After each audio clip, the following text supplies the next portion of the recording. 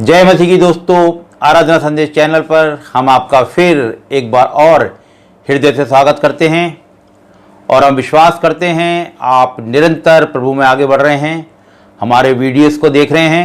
आज हम आपके लिए फिर एक नया वीडियो लेके आए हैं और आज का वीडियो जो हम आपके लिए लाए हैं वो आज बहुत सी बातें हम आपसे आज के वीडियो के माध्यम से करेंगे, क्योंकि हम जानते हैं पिछले लगभग 6 महीने से चर्चें बंद हैं और अब परमेश्वर के भवन धीरे धीरे खुलने लगे हैं। बहुत सी जगहों पे अभी भी बंद हैं, लेकिन हमने देखा है कि गवर्नमेंट की तरफ से हमें बहुत सी गाइडलाइन मिली है और निश्चय है कि हम उसका पालन भी कर रहे हैं। जब भी चर्च जाते हैं मास्क लगाते हैं, सोशल डिस्टेंसिंग का भी ध्यान रखते हैं।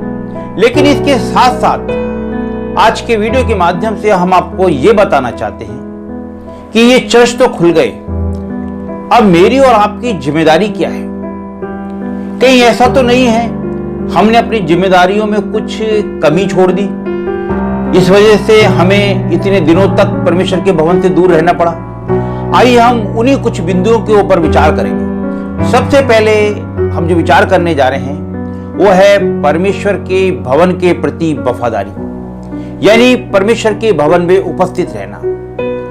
ये बड़ा जरूरी है हम विश्वासी भाई बहनों के लिए कि हम ये निश्चय कर लें कि हमें पवित्र दिन में परमेश्वर के भवन में उपस्थित होना है, क्योंकि दाऊद अपने भजन में बार बार इस तरह की बातें लिखता है। सबसे पहले हम देखते हैं भजन 122 उसके पहले वचन में लिखा है, जब लोगों ने मुझसे कहा आओ हम यहोवा के भवन को चलें, तब मैं आनंदित हुआ। यहां दाऊद राजा आनंदित होता है, किस लिए? कि जब लोगों ने उससे कहा कि आओ हम यहोवा के भवन को चलें, यानी वो परमेश्वर के भवन में जाने के लिए बड़ा आनंदित होता है। मुझे और आपको जांचना है कि मैं और आप कितने आनंदित होते हैं, कितनी बेसब्री से इंतजार करते हैं कि कल परमेश्वर का भवन खुलेगा। और निश्चय है हमने इन पिछले 6 महीनों में बड़ी तल्लीनता के साथ प्रार्थनाएं की हैं कि परमेश्वर के भवन खुल जाएं, और आज उसी का परिणाम है कि परमेश्वर के भवन खुले हैं। लेकिन मेरे और आपके अंदर बड़ी जिज्ञासा होनी चाहिए कि परमेश्वर के भवन में हमें उपस्थित होना है। दाऊद भजन 100 उसके 4 वचन में लिखता है, उसके फाटकों से धन्यवाद के साथ और उसके आंगनों में स्तुति करते हुए प्रवेश करो। बड़ी खुशी के साथ वो समय आ गया, 6 महीने के बाद आज वो समय आ गया है कि हम स्तुति करते हुए उसके भवन में जाएं। बहुत जरूरी है मेरा आपका परमेश्वर के भवन में उपस्थित होना, उसकी महिमा और उसकी स्तुति करना। भजन 133 और उसका पहला वचन कहता है, क्या ही भली और मनोहर बात है भाई लोग आपस में मिले रहें। ये बड़ा अच्छा लगता है खुदा को जब हम लोग एक जगह इकट्ठे होके पवित्र संगतियां करते हैं, परमेश्वर के भवन में इकट्ठे होके उसके नाम की महिमा करते हैं। निश्चय ये बहुत ही भली और मनोहर बात है। दूसरा बिंदु जो हम देखते हैं वो है कि स्थिर प्रेम। हम जानते हैं पिछले दिनों जब हम लॉकडाउन में थे, परमेश्वर के भवन बंद थे, हमने अपने परिवारों में रहते हुए बहुत समय अपना परमेश्वर के ज्ञान में आगे बढ़ने में, परमेश्वर की महिमा करने में, गीतों को गाने में और वचन को सीखने समझने और प्रार्थना करने में दिया। हम बहुत से परिवारों ने 2-2 समय बैठ के, सुबह और शाम दोनों समय बैठ के प्रार्थनाएं की। और अब फिर समय आ गया है कि हम ऐसा ना करें कि परमेश्वर के भवन खुल गए हैं तो हम अपनी आराधनाएं कम कर दें। वो स्थिर प्रेम से प्रसन्न होता है।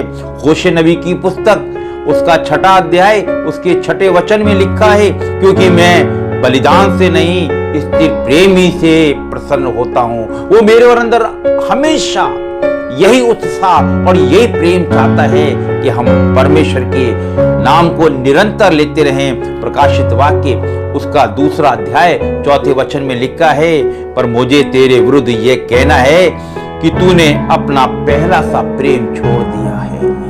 परमेश्वर ये ना कहे कि पहला सा प्रेम छोड़ दिया है, जो आज से 6 महीने या 2 महीने या 3 महीने पहले मैं और आप बड़ी तल्लीनता के साथ परिवार के साथ मिलकर परमेश्वर की महिमा कर रहे थे, तो आज भी मुझे और आपको जरूरत है कि हम परमेश्वर की महिमा करें।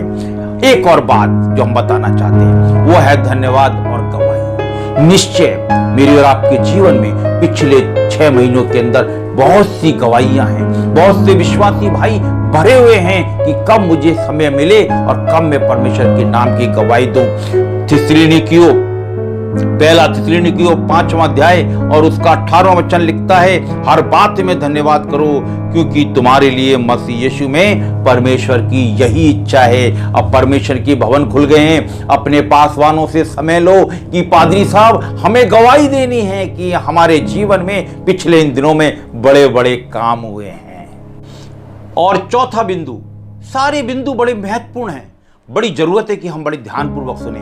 चौथा बिंदु है दान, बड़ा महत्वपूर्ण बिंदु है।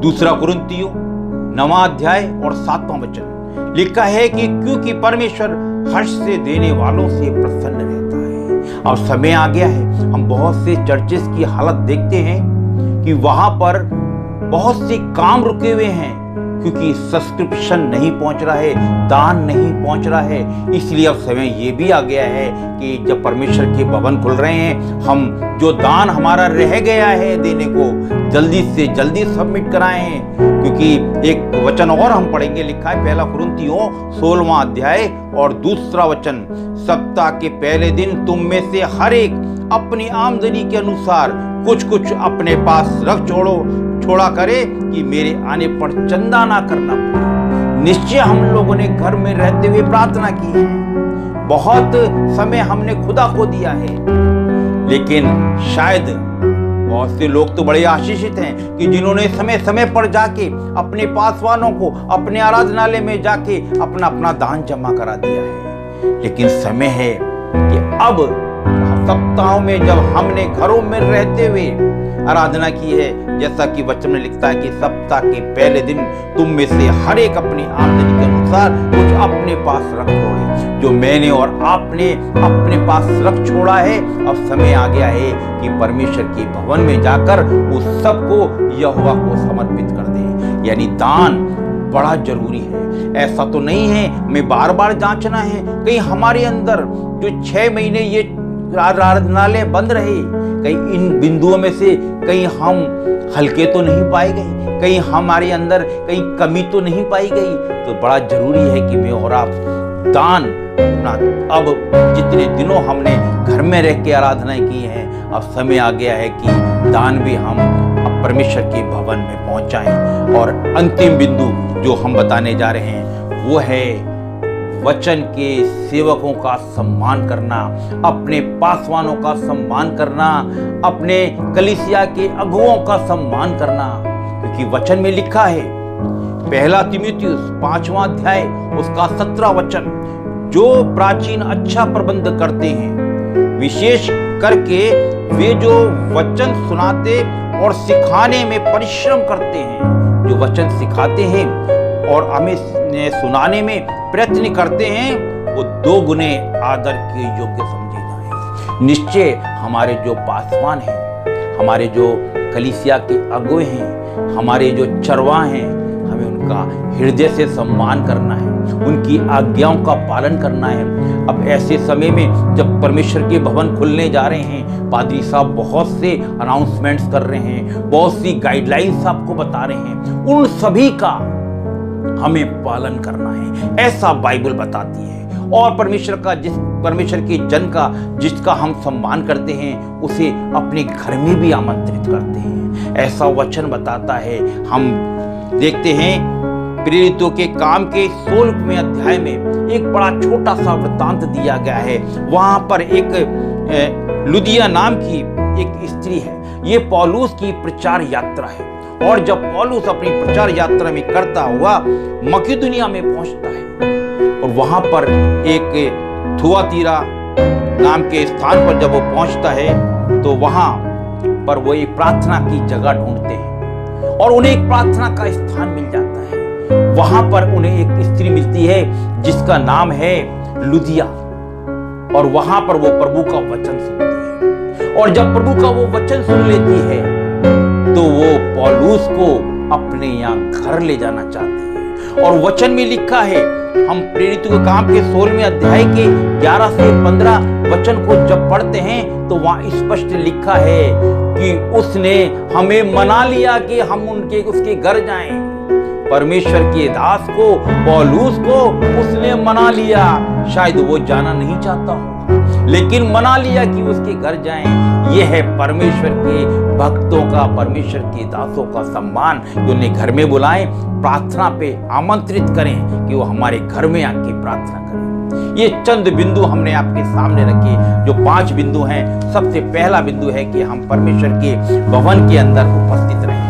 और दूसरा बिंदु जो हम देखते हैं वो है कि हमारा प्रेम स्थिर हो। जैसी आराधना हम अब तक करते आए पिछले दिनों, निरंतर बने रहें और गवाही देने के लिए परमेश्वर के भवन में अपना धन्यवादी हृदय लेके जाएं। और इसके अलावा हमने देखा कि हमारे दान, जो हमारा सहयोग राशि जो परमेश्वर के भवन के लिए हमने निकाल के रखी है, वो परमेश्वर के भवन में पहुंचाएं। और अंतिम बात हमने आपको बताई कि परमेश्वर के सेवकों का, वचन के सेवकों का, परमेश्वर के दासों का सम्मान करें। परमेश्वर करे आज का ये छोटा सा प्रकाशन मेरे और आपके जीवन में और ज्यादा आत्मिक उन्नति के लिए, परमेश्वर के प्रति जिम्मेदारियों को निभाने के लिए निश्चित रूप से मार्गदर्शन होगा। परमेश्वर आप सबको बड़ी आशीष, बड़ी बरकत दे। जय मसीह।